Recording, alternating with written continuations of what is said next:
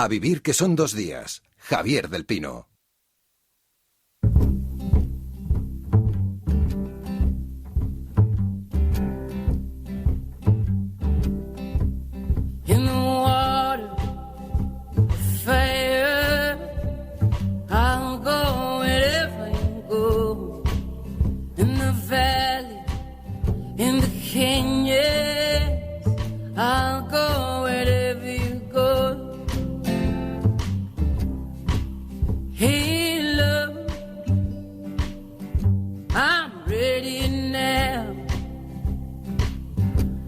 See this riot inside of my veins. Hey, love, I'm overcome by desire. How must I wait?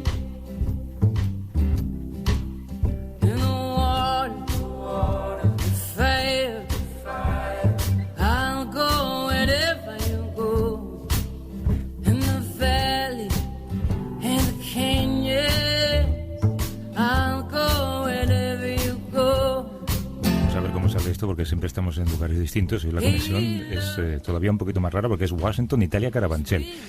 Empezamos por Carabanchel. Javier, ¿cómo estás? Buenos días. Pues creo que desde Carabanchel todo va bien por el momento, ¿no es así? ¿Me oís? Buenos días a todos. Buenos días a toda España. Te ha faltado buenos días. Es un poquito antiguo esto. En Italia, Pera Estupiñán. ¿Cómo estás, Pera? Buenos días. Chao, ¿cómo estáis? No, bien, estoy aquí en Italia. Oye, tú acabas de aterrizar allí en Italia. No sé, ¿cómo ves a la gente? ¿Cómo ves la sensación, siendo como fue el foco, no?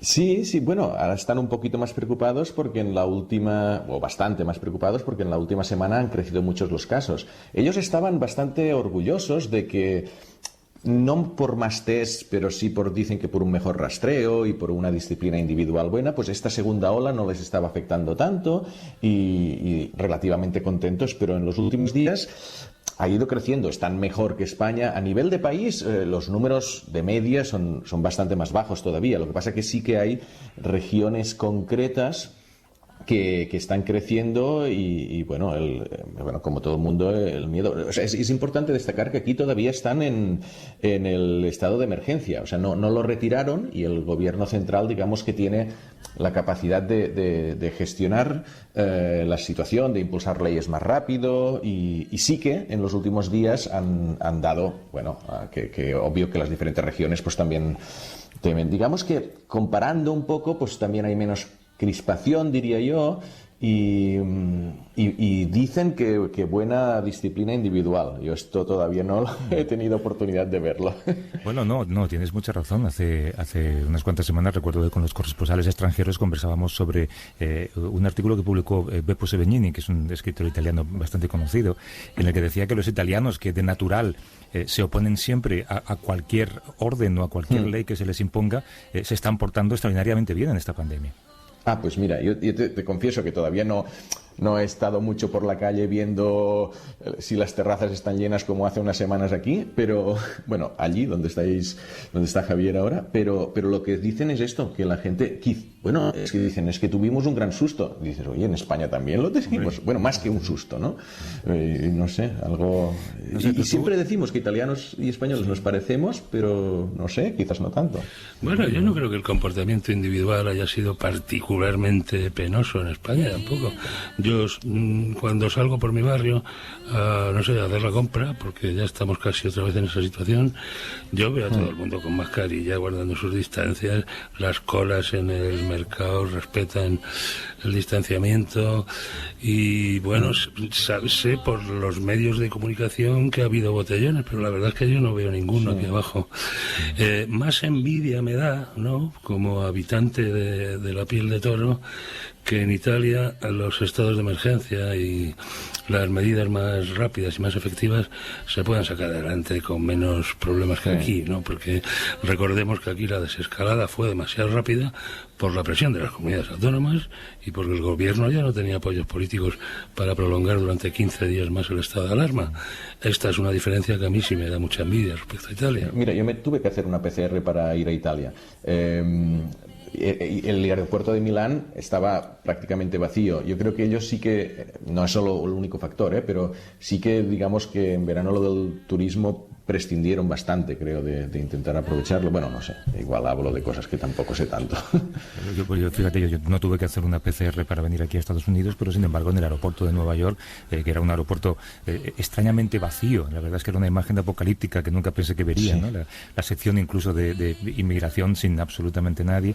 Sí que había efectivos del ejército a la salida del aeropuerto que te pedían un número de contacto y te pedían que tú explicaras en qué avión habías venido y qué sitio ocupabas por si acaso había una infección en ese avión. Bueno, esto a mí me parece una iniciativa muy correcta, porque en caso de que tú hubieras dado positivo o alguien que viajaba en tu avión hubiera dado positivo, pues a los epidemiólogos y a los servicios sanitarios les viene muy bien saber con quién has estado para poder confinarlos en caso necesario. Yo creo que esa es una medida. Mira, un detalle cierto curioso, que el ejército, hombre, que lo haga el ejército, a lo mejor es un poco escandaloso.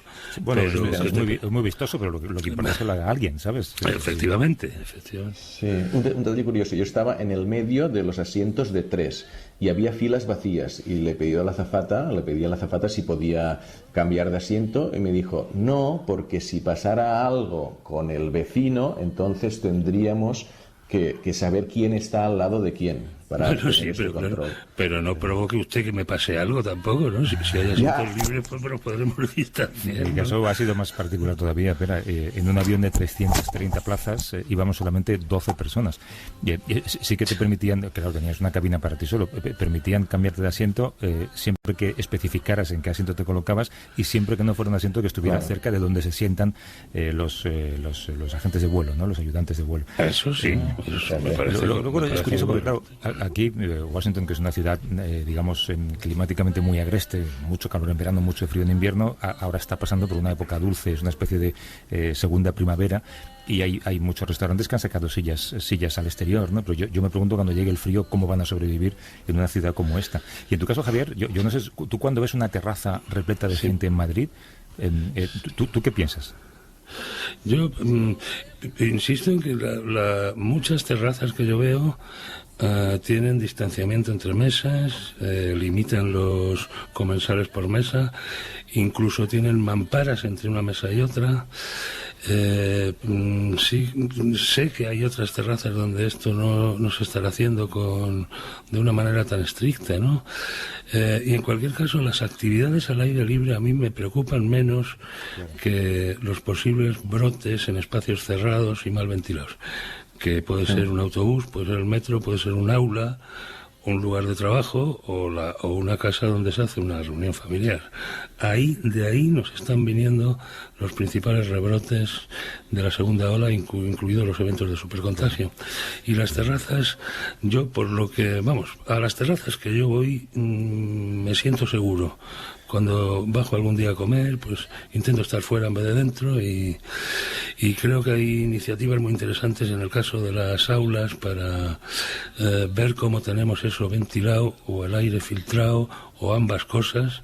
La semana pasada hablábamos con un profesor especializado en esto, que son urgentes y muy necesarias. Sí, yo lo que creo, Javier, he escuchado varias veces este argumento, especialmente por parte de políticos del Partido Popular, y es adoptemos medidas muy duras estos 2 próximos meses, o 6 o 8 semanas, para así en Navidad poder juntarnos todos. Yo creo que ese mensaje es absolutamente equivocado. Yo creo que tenemos que, es como decir, no comamos durante 4 días para luego comer mucho al día siguiente. Pero tenemos que acostumbrarnos a otra cosa, ¿no? Tenemos que acostumbrarnos a que hay cosas que no deben de pasar y que no van a pasar. Sí, hay que entender también la presión de los lobbies hosteleros, que son una de las principales industrias del país y que realmente pues se pueden perder los empleos al chorro, ¿no? O sea, no estamos hablando de macroeconomía, así en términos muy abstractos. Estamos hablando de gente que puede perder su trabajo. Y yo comprendo que este equilibrio es muy difícil. Pero sí existe una percepción generalizada de que si fuéramos muy estrictos ahora podríamos salvar la campaña de Navidad, pero eso significaría que la campaña de Navidad nos devolvería otra vez a la fase 0 o más allá, ¿no? Claro. Bueno, oye, que tenemos muchas cosas de las que hablar. Luego vamos a regresar a la pandemia desde una perspectiva casi política, pero sin entrar demasiado en ese terreno. Pero antes hay un par de cosas que sí que quería comentar con vosotros, porque hemos leído esta semana que la NASA ha llegado a un acuerdo con Nokia para instalar una red 4G en la Luna.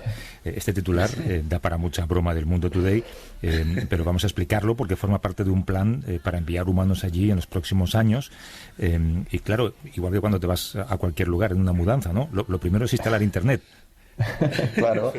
Sí, bueno, es lo que acabas de comentar. La idea es, hay un plan de la NASA que se llama Artemisa que intenta para 2024, a ver qué pasa con las elecciones y estas cosas siempre van fluctuando, ¿no? Pero volver a poner humanos en la Luna, que no es un reto tan complejo, pero para cuando lleguen tener ya materiales allí, pues para generar algo de energía, para tener internet. Y sí, ha llegado a un acuerdo de varios millones con Nokia para enviar un aparato que se autodesplegará y se montará solo, sin instalador, obviamente, en la superficie de la Luna y generará wifi. Hay expertos que dicen, medio en broma, medio en serio, que el 4G va a funcionar mejor en la Luna que en la Tierra. Es un chiste en parte, pero no del todo, porque claro, en la Luna no tienes edificios que se interpongan en las señales de radio. Claro. Un repetidor te puede cubrir un hemisferio lunar perfectamente. No hay nada, no hay vamos, sí hay cráteres y eso, pero no hay obstáculos muy obvios, ¿no? Y la cosa puede funcionar bastante bien.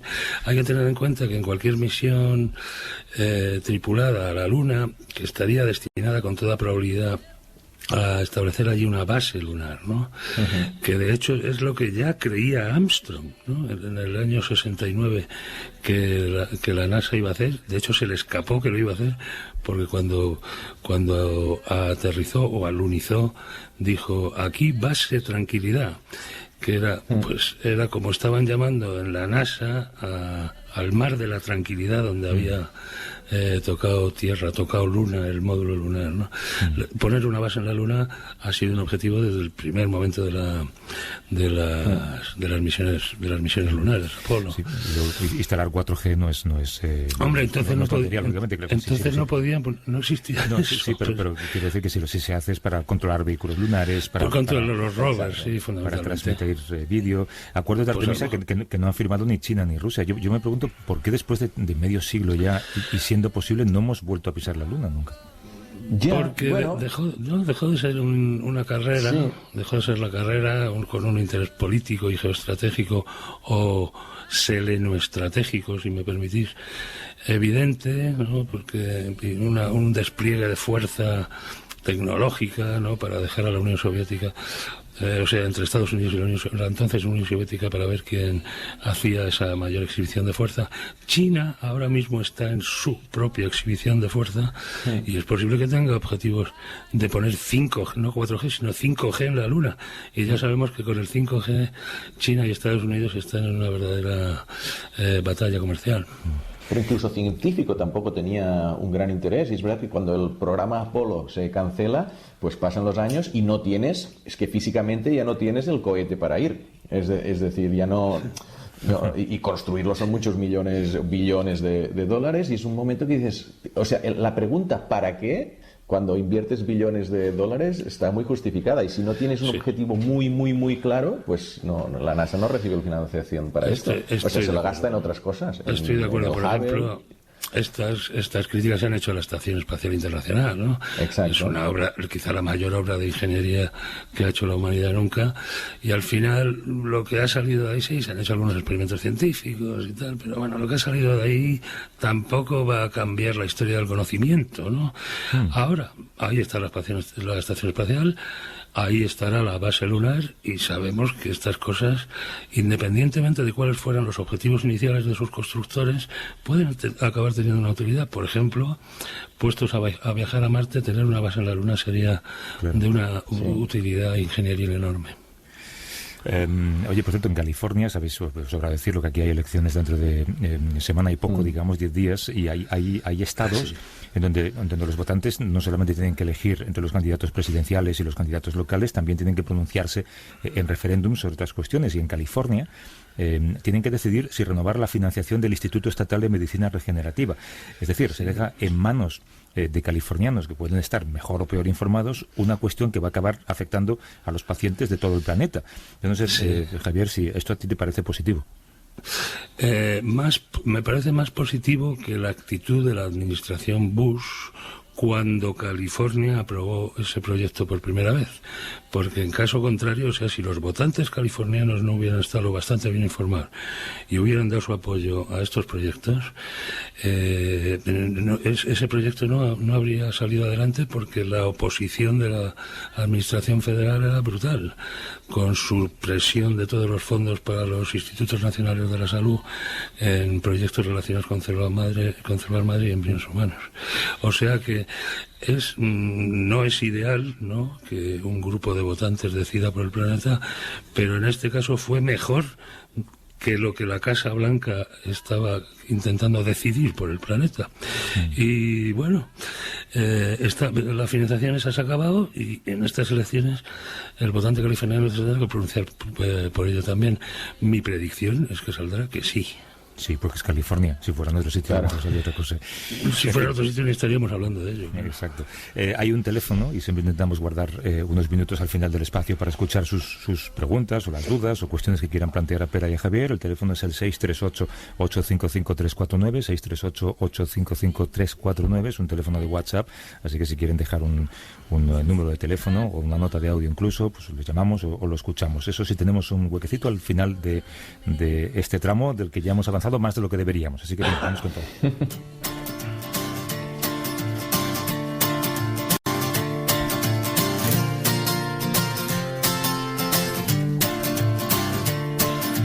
Closed my door, forgot my key, missed my bus in the pouring rain. It's been the usual Sunday with the flu,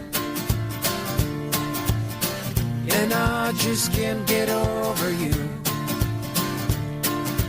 Burnt my toast and lost your number, cut my finger, spilled my beer. It's been the usual Sunday with the flu, and I just can't get over you. I put your stockings in my purple boots. What if I don't get over you? Es buena idea. Esto depende de una canción que se llama Domingo con gripe. En fin, nos quedamos con la ironía del título. Había una cosa que decía Juanjo Millás hace unos cuantos domingos, y es que mientras que uno ve la televisión y ve el espectáculo político generalizado de las últimas semanas, los últimos meses, siempre acabas preguntándote, bueno, muy bien, discutan ustedes, pero ¿qué hay de lo mío? Y claro, lo mío, lo nuestro, parece que no está ahí. Y yo no sé cómo sienta a vosotros, casi más como ciudadanos que como científicos, que en el debate de la moción de censura de esta semana nadie mencionara la pandemia, salvo el presidente Pedro Sánchez, que sacó el tema para reprochar precisamente a la oposición que no lo hiciera. Yo la verdad es que ni me fijé en eso, pero es que realmente el hartazgo es muy grande. El otro día estábamos comentando que la política se parece al fútbol, y yo dije, no, es que es peor que el fútbol, porque cuando tú ves al Barça-Madrid peleándose, luego hay una selección española donde van juntos, juegan juntos por un objetivo que es ganar el Mundial. Aquí yo, aunque el público no, pite a Piqué, pero inocente de mí, cuando llegó el COVID, la COVID, pensé, mira, esto por lo menos nos va a unir, porque tendremos que hacer frente común para luchar contra este enemigo de fuera. Y ni así. O sea, es que digo, no, es que no es como fútbol, es que es peor, ¿sabes? Pero tú, en tu columna del País, Javier, decías que casi es motivo de alegría, porque de haber sido la pandemia tema de debate, habría sido un poco como aquí en Estados Unidos, ¿no? Habría sido para lanzarse unos a otros, ¿no? No me lo quiero ni imaginar. Gente lanzándose muertos, diputados ahí lanzándose cadáveres unos a otros. Hubiera sido un espectáculo lamentable. O esta carrera entre comunidades o administraciones a ver quién lo ha hecho mejor. Sería más interesante un debate sobre quién lo ha hecho peor. Ese debate yo sí lo apoyaría, pero casi es para alegrarse que la pandemia no haya aparecido durante el debate de la moción de censura. tampoco es que hiciera ninguna falta, porque la moción nació muerta, ¿no? Aunque, sí. Bueno, ya sabemos que ha habido algunas iniciativas políticas del PP que han sorprendido mucho a los analistas. Luis Miller es sociólogo del CSIC. ¿Cómo estás, Luis? Buenos días. Buenos días, ¿qué tal? Tú has estudiado en profundidad la polarización de los españoles y la percepción social de las medidas sanitarias, y nos llama mucho la atención que una de tus conclusiones es que los ciudadanos, según tus estudios, estamos mucho más de acuerdo sobre las medidas que los políticos que nos representan. Totalmente. De hecho, esto, sobre todo tenemos buenas medidas de la primera ola, del momento del confinamiento. Nos faltan todavía buenas medidas actuales, ¿no? Pero desde luego en aquel momento inicial no había ningún tipo de diferencia ideológica y política con respecto a las medidas a aplicar, y por lo que vemos hoy en día tampoco los partidos políticos tienen una alternativa distinta al tipo de política general que se está llevando con respecto a la pandemia. Cuando se está polarizando, por así decirlo, y llevándolo al conflicto, es porque se saca del tema sanitario y el tema de la gestión de la pandemia y se lleva a otros terrenos donde sí que solemos polarizar mucho más. Pero si echamos la vista atrás, quizá nos demos cuenta de que las grandes políticas de centro, derecha, izquierda no divergen mucho en momentos clave de la historia reciente. Esto que se ha llamado siempre consenso, que es una palabra que ahora parece que suena muy vieja. La forma de diferenciarse es caer en el ataque personal, porque tú hablas de una cosa que es polarización afectiva, ¿no? Efectivamente, la polarización afectiva que surge ya hace bastante tiempo en Estados Unidos y que en la última década ha ido aterrizando en Europa con los mismos mimbres que tenía en Estados Unidos, tiene que ver más con los sentimientos que nos despiertan las personas que votan o piensan como nosotros y las personas que piensan y votan de forma diferente. En Estados Unidos poco a poco se ha ido creando dos bandos muy bien diferenciados, en los que en torno a los dos grandes partidos pues hay una gran división demográfica en cuanto a creencias, religión, raza, etcétera. En Europa no es una división tan clara, pero sí que hay elementos, si bajamos ya cada uno de los países y vamos a España, hay elementos en España como es la identidad territorial o incluso los grandes bloques de izquierda y derecha que sí que cumplen esa misma función que cumplen la raza y la religión en Estados Unidos, y van configurando también grandes bloques entre los que empiezan a estar cada vez más separados y donde la gente no se habla, ¿no? Pero si lo separas por diferentes cuestiones, yo sé, ideologías políticas, proyectos fiscales, por ejemplo, o posturas ante la inmigración, si hablamos de políticas sanitarias, ahí estamos especialmente menos polarizados. Totalmente. De hecho, la postura tradicional en España con respecto al estado del bienestar, sanidad, educación, servicios sociales, apenas ha dividido a los partidos mayoritarios hasta hace poco, al Partido Popular y al Partido Socialista. Es decir, ya sabíamos que en España sobre cuestiones relacionadas con el estado del bienestar no había apenas diferencias. Esto ha ido cambiando un poco en los últimos años porque con la ruptura de este sistema de partidos y con el surgimiento de partidos que tienen banderas mucho más claras, sí que empezamos a ver algunas diferencias. Pero en el caso del tema sanitario y como llegamos a la pandemia, era con un acuerdo total en cuanto a lo que había que hacer. De nuevo, las peleas que estamos viendo ahora no tienen que ver con la pandemia, con la gestión sanitaria, sino con otros problemas. Sí, lo que pasa es que, Luis, estoy pensando, yo te hablo desde Washington hoy, y claro, aquí las políticas sanitarias son posiblemente las que más polarizan a la sociedad por el sistema sanitario que hay en Estados Unidos, y al final todo lo que ocurre aquí se va trasladando allí. Si acabamos siendo gobernados por personas ultraliberales, quizá se cuestione este estado del bienestar en todo lo referente a la salud, y las políticas sanitarias acaben siendo también un argumento político para lanzarse unos contra otros, ¿no? Efectivamente, y a eso es lo que me refería con que en los últimos años sí que hemos visto tímidos movimientos, por ejemplo, cuando hay propuestas de pagar la mitad de impuestos y que todo el mundo pague el mismo tipo de impuesto, etcétera. Por supuesto, con ese tipo de políticas acabaríamos, si la mayoría de la población pues apostara por esas políticas, acabaríamos en una situación en la cual sería completamente insostenible mantener el estado del bienestar. Pero esto todavía no ha llegado. Es decir, esto es algo que, sobre todo, esta ha sido la gran diferencia entre no solamente España, sino toda Europa y Estados Unidos. La apuesta por el estado del bienestar en Europa siempre, con diferencias nacionales, pero siempre ha sido muy importante y nunca se ha polarizado en ese sentido, excepto efectivamente en los últimos años, donde sí que hay algunas propuestas más, pero que incluso suenan un poco ajenas a la propia discusión en España. Es decir, lo que es el votante en general en España de todos los partidos apenas cuestiona el estado del bienestar. Sí, lo que ocurre, Luis, hola, soy Javier San Pedro. Hola, encantado. Hola. Si tú sales a la calle a hacer una encuesta y preguntas a la gente si apoya la sanidad pública o apoya la ciencia, todo esto, te van a decir que sí. Pero luego, claro, si esto implica subir los impuestos, la cosa ya no va a estar tan clara. No digo entre los políticos, sino incluso entre la población. O si las privatizaciones del sistema sanitario, como han ocurrido en algunas comunidades, se meten por detrás y el usuario no lo nota, porque a él, bueno, al final le atiende un médico, aunque no sabe muy bien si es privado o público. Esto tiene efectos sobre el sistema fiscal, el grado en que los recursos públicos se desplazan hacia la sanidad privada y otras cuestiones sobre las que los votantes tienen ya no son un bloque tan unitario, ¿no?, como estamos diciendo.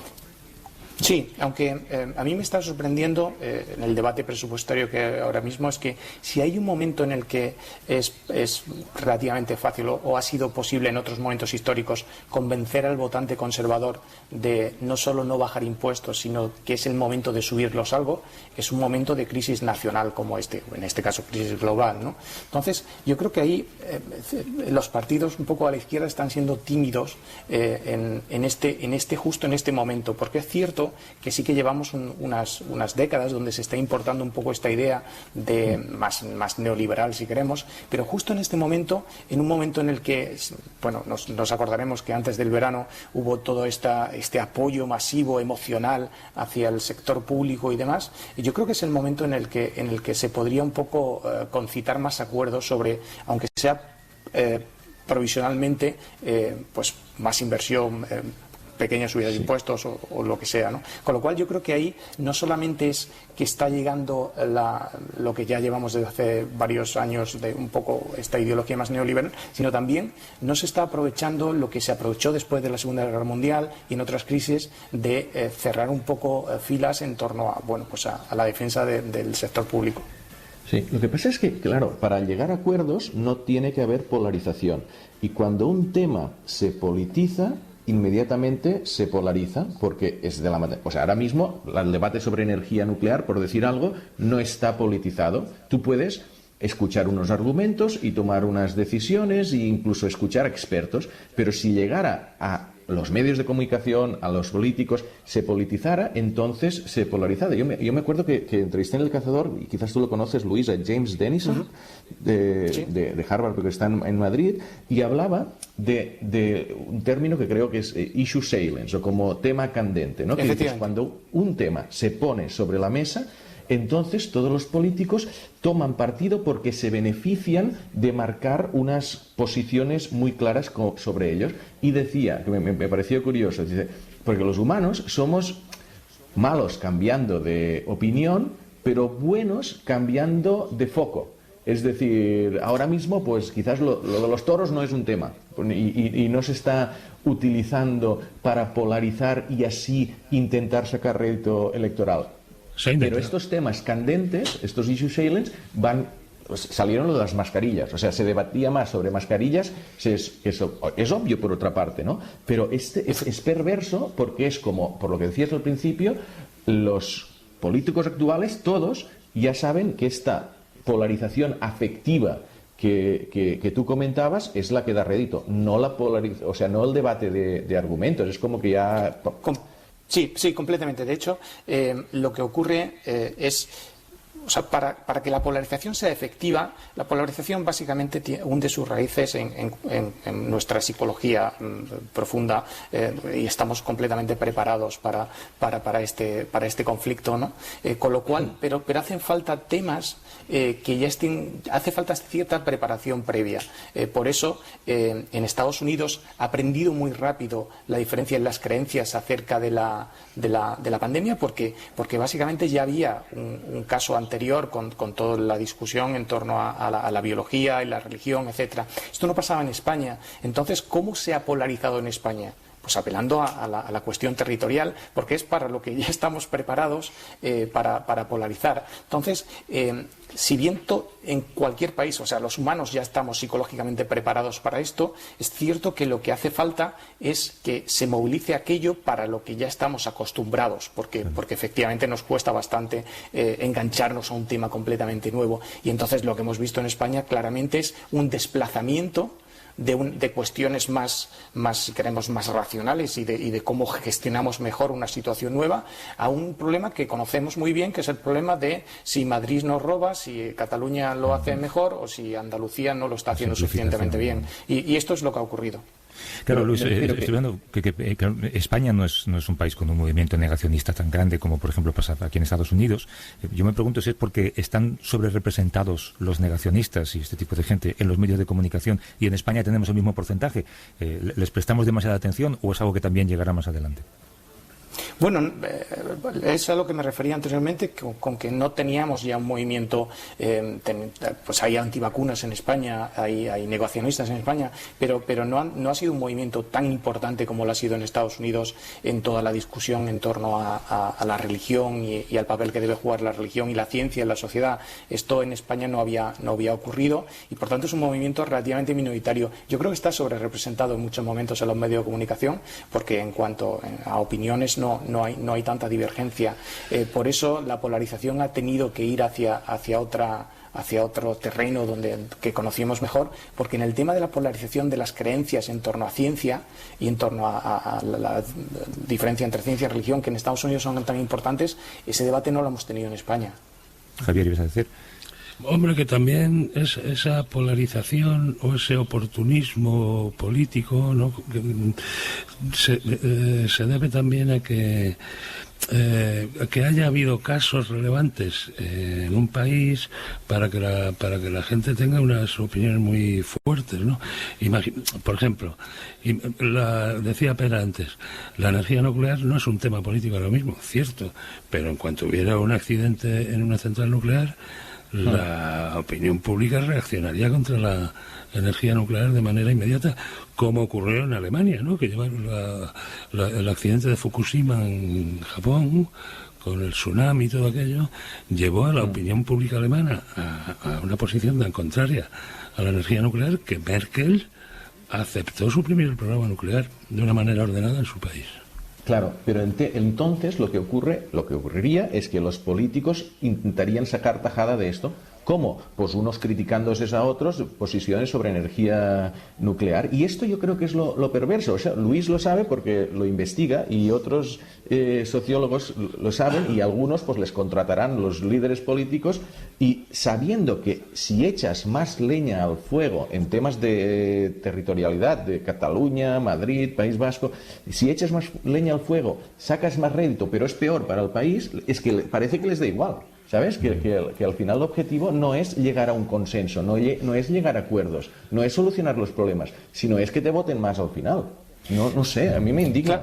Claro, sobre todo, pero el problema que tenemos aquí sobre todo es que apelar a la parte emocional de nuestro cerebro es mucho más rápido que apelar a razones y por tanto esto es lo que ha descubierto un poco el marketing político, por supuesto también el marketing de las empresas en los últimos años, y entonces esta es la dificultad contra lo que luchamos, ¿no? Porque efectivamente es mucho más eficiente, es mucho más rápido movilizar intentar activar a las personas apelando a cuestiones emocionales. Y entonces en cada país se buscan aquellas cuestiones. En otros países es la religión, por ejemplo, activa mucho en algunos países europeos. Es de nuevo la raza, la religión en Estados Unidos. En España es el sentimiento territorial. Entonces no es una cuestión complicada porque siempre estamos apelando a razones y esto es mucho más lento, ya lo sabemos, por la psicología cognitiva, ¿no? Y vosotros los sociólogos siempre decís que que vamos pasando de una sociedad argumentativa a una identitaria, es decir, cada vez apoyamos menos las ideas y seguimos más a los líderes. Supongo que esto es una cuestión antropológica, Luisa. Acabamos sintiendo la necesidad de pertenecer a una tribu, como nos pasaba cuando... Antropológica o zoológica directamente, ¿no? Claro, a eso es lo que me refería, que además tenemos que explicar mucho mejor, y es que, la polarización no cae del cielo, sino que estamos preparados, nuestro cerebro evolucionó en un momento en el que el tribalismo ayudaba a la supervivencia, con lo cual estamos preparados para eso psicológicamente. La cuestión es cómo se activa esa parte de nosotros en cada momento histórico y en cada zona geográfica, ¿no? Y lo que estamos sobre todo ahora investigando, en Estados Unidos llevan décadas con ello, ya lo saben perfectamente lo que activa, y en España, hemos llegado un poquito más tarde, pero también estamos empezando a comprender cuáles son aquellas cuestiones históricas del momento que ayudan más rápidamente a activar ese tribalismo, ¿no? Y creo que lo estamos viendo bastante de forma acelerada en esta pandemia. La pregunta del millón, para acabar muy brevemente, ¿qué podemos hacer? O sea, ¿qué podemos hacer como ciudadanos, como sociólogos, como científicos? ¿Qué podemos hacer sobre esta cuestión? Que no se politicen debates.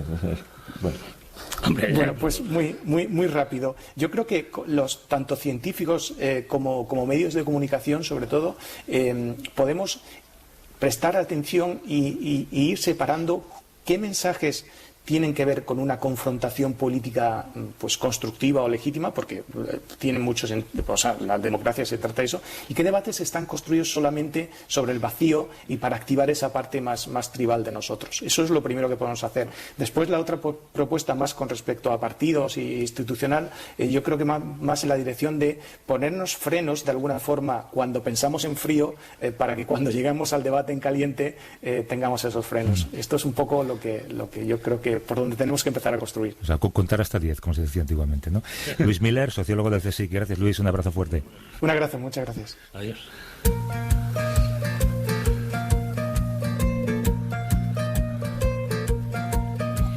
Standing on the floor in the city of the spindles, got me a job, lift me up to the middle. The offering it painted a very pretty picture. Work at the mills held the promise of the scripture.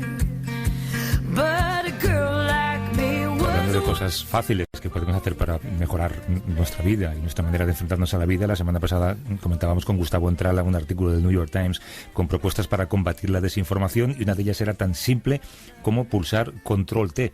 Los que usan Windows o Mac OS saben a qué nos referimos, ¿no? Es abrir una pestaña nueva en el navegador para contrastar lo que acabamos de leer en la otra pestaña. Buscas y te enteras a ver si realmente lo que estabas leyendo tiene una fuente solvente o no la tiene. Yo no sé si habrán hecho lo propio los negacionistas de la pandemia o de cualquier otra cosa, o quienes aseguran, por ejemplo, que el virus se propaga a través del 5G, o que con la vacuna nos van a inyectar ese chip de Bill Gates para controlar a la población, ¿no?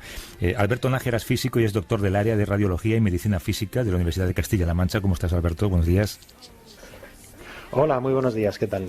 Tú también eres divulgador, y en los últimos meses yo me imagino que habrás tenido más trabajo que nunca, ¿no?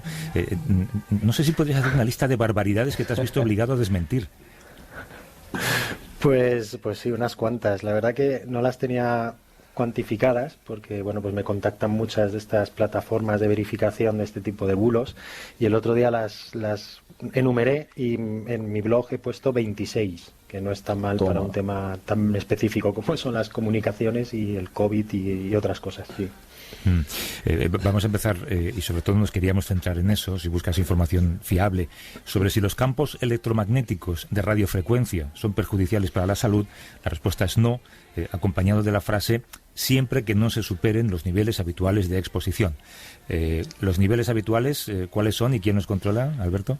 Exacto, ese apunte es importante porque, por ejemplo, nuestro microondas que tenemos en la cocina y la wifi de casa funcionan exactamente con la misma radiación. Lo único que el microondas emite 1.000.000 de veces más. Podemos hacer un símil con una bombilla o con una vela y la iluminación de un estadio de fútbol, ¿no? Entonces no podemos iluminar lo mismo, ¿no?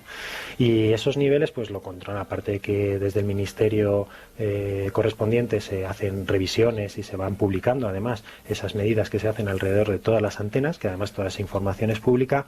En nuestro caso lo que hacemos además en nuestro grupo de investigación es medir. Nosotros medimos y además lo publicamos en revistas científicas, y ahora mismo cuando yo hago esa afirmación está fundamentada en revisiones sistemáticas, que serían los estudios de mayor fortaleza científica que se han hecho en todo el mundo y en los que se pone de manifiesto que la radiación que recibimos, porque además los estudios se hacen con voluntarios que llevan un exposímetro durante 24 horas y hacen vida completamente normal, pues esa exposición estaría entre 10.000 y 100.000 veces por debajo de esos límites a partir de los cuales sí que sabemos que se producen efectos. 10.000 y 100.000, no es poco, ¿eh? Sí, es un margen grande, pero bueno, es que depende un poco de la banda, depende un poco, no es lo mismo FM que wifi, que inalámbrico, entonces por eso manejamos, pero bueno, creo que es suficientemente contundente como para transmitir un mensaje de tranquilidad. Sí, y de manera genérica, es verdad que vivimos rodeados de teléfonos móviles, de Bluetooth, de redes Wi-Fi, de electrodomésticos. Por separado, ninguno de esos aparatos puede hacer una radiación peligrosa. En conjunto se podrían superar, un tío que viva en una casa con 40 routers, ¿podría superar los niveles saludables de radiación? No, o sea, fíjate que el margen que tenemos serían 10.000 veces, o sea, a lo mejor necesitaría 10.000 routers y además 10.000 routers o algo así, o sea, habría que hacer el cálculo, y además la suma no es una suma aritmética, la suma de señales no es exactamente igual, no es lineal, ¿no? No es lineal, entonces claro, ahí entrarían otros factores, pero el efecto acumulativo, que es el que normalmente suele recurrir, primero no se acumula, no tiene un efecto que se mantenga en el tiempo, como puede ser una dosis de radiación ionizante, que es también campos electromagnéticos, y que a la gente no le preocupa ir a urgencias y que le hagan un TAC, es más, quieren que le hagan un TAC cuando eso supone una radiación que son 100 radiografías, que eso sí que tiene un efecto acumulativo y puede ser peligroso. Pero cuando hablamos de telefonía móvil, dispositivos como puede ser un Bluetooth, es muy sencillo, si es que en cuanto te separas en tu casa 10 metros del router, la señal pierde muchísima intensidad, porque trabaja a niveles extremadamente bajos y además el efecto de la distancia es muy importante. Un Bluetooth, por ejemplo, a muy poquitos metros ya pierde la conexión. Y es que trabajan realmente a niveles extremadamente bajos. Por tanto, aunque tuviéramos muchos dispositivos en una situación absolutamente extrema, ahí a mí lo que me preocuparía no es la radiación, sino qué le pasa a una persona por la cabeza para tener 10.000 routers en su casa. Sería un poco más el problema probablemente. De índole neurológica, más bien. Sí, probablemente. No, pero interesante porque en contaminantes químicos, sí, contaminantes, no sé, sustancias en la comida, los colorantes, todo eso, sí que se habla de que la suma puede llegar a causar algunos problemas y que puede haber efectos sinérgicos, claro. A pesar de que, dices, todos están individualmente por debajo de los límites, pero dices, oye, pero en radiación no, por lo que acabas de comentar, claro. Los metales pesados, sabemos que claro, es que la grasa, ¿no? Los procesos fisiológicos y biológicos son diferentes a los procesos físicos de interacción de estas radiaciones. Para empezar, muchas de estas radiaciones, por ejemplo, de telefonía móvil, no son capaces de penetrar mucho en el cuerpo humano. Entonces, claro, si yo hago un estudio sobre células en laboratorio, voy a describir efectos a niveles que a lo mejor son los típicos, pero por eso yo añado en condiciones normales, porque los seres humanos, los normales, llevamos sobre todo piel, grasa, músculos, huesos, no sé si hay otros que llevan las células más sensibles, ¿no? Entonces, quiero decir que no podemos extrapolar experimentos en condiciones de laboratorio a condiciones normales, y luego que además las radiaciones a mayor frecuencia, por ejemplo ahora que está tan de moda el 5G, esas frecuencias que todavía no han llegado y que llegarán no sabemos cuándo, la capacidad de penetración se reduce un factor 10, o sea que si ahora son capaces de penetrar unos centímetros, las del futuro penetrarán menos, con lo que todos esos factores van a condicionar ese posible efecto. O sea, cuanto más alta es la frecuencia, menos penetrantes son las radiaciones. A partir de 10 gigahercios se reduce reduce casi, vamos, linealmente mucho, ¿vale? Entonces las radiaciones que están en torno a 1 gigahercio, que son las que estamos manejando ahora, 900 megahercios, 1 gigahercio, la del microondas que son 2,4 gigahercios, la nueva 5G que es la única que se está poniendo es de 3,5 gigahercios, todas estas están en unas penetraciones de en torno a centímetros.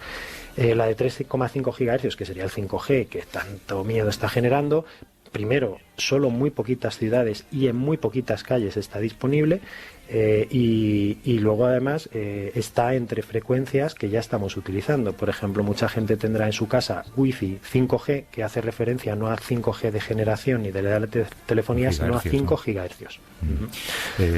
Lo que pasa es que estaba pensando, igual que hablábamos antes con Luis de los negacionistas, hay empresas que supongo que se benefician de estos bulos, ¿no? Hay gente que vende colchones anti-wifi, por ejemplo.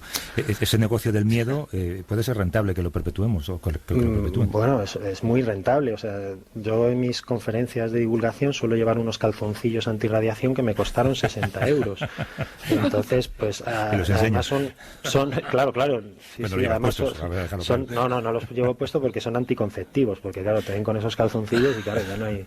Entonces eso es un ejemplo. Además, si coges la tela y envuelves un medidor y haces pruebas para ver qué capacidad de apantallamiento tienen, es prácticamente nula o inexistente, y aparte es inútil, o sea, es innecesario, no hace falta. Pero el bulo de que los móviles producen esterilidad y no sé qué, no sé cuántos, se lleva décadas, y si realmente hubiese una relación causal clara, estaríamos viviendo una epidemia mundial, porque el número de dispositivos, como bien habéis dicho, es increíble, y no hay una epidemia ni resultados epidemiológicos que corroboren pues unos efectos como los que aprovechan estas empresas. Pero vamos, lo de los calzoncillos y las telas es lo de menos. Empresas que hacen mediciones con equipos que no están homologados y que no son adecuados, pinturas, pastillas al módico precio de 75 euros el bote, que las podéis encontrar en portales de internet bastante famosos, y entonces es sorprendente. Sí, unas pastillas que se supone que tú te tomas esto. Además habla de radiación en general, o sea, no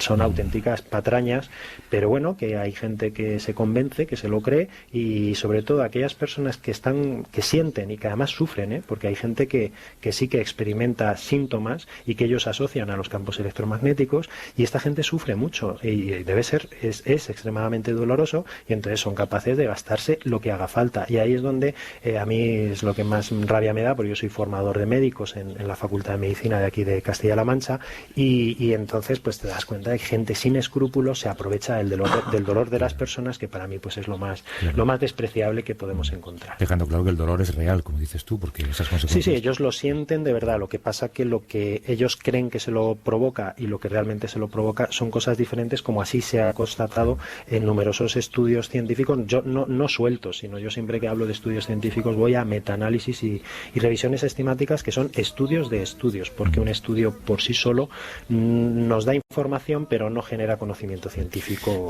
consolidado, podríamos decir. Alberto Nájera, que es físico y doctor del área de Radiología y Medicina Física de la Universidad de Castilla-La Mancha, y claramente también un gran divulgador.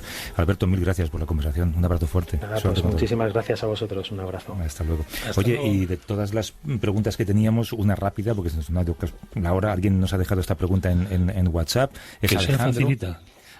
Pues no lo sé, Alejandro dice, ya sé que ningún complemento sirve para combatir el COVID-19, pero por sus especiales características, ¿podría la vitamina E, alfa-tocoferol, tener alguna interacción con el virus? Perdón por adelantados, es una tontería, pero es una intuición que lleva dándome vueltas a la cabeza desde hace algunos días. Muchas gracias, y me encanta la sección y el programa en general, incluso la sección de los filósofos. Los guardianes de la moral. Vitamina E, no sé si habéis leído algo sobre esto vosotros. No sé nada de eso. ¿Tú, Pera?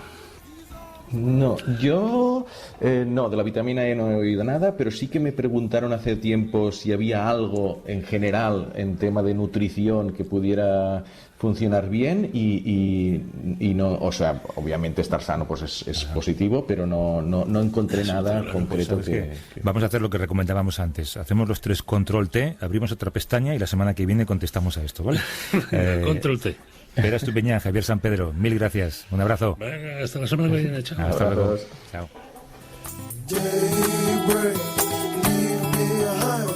Shadows, no more night went by.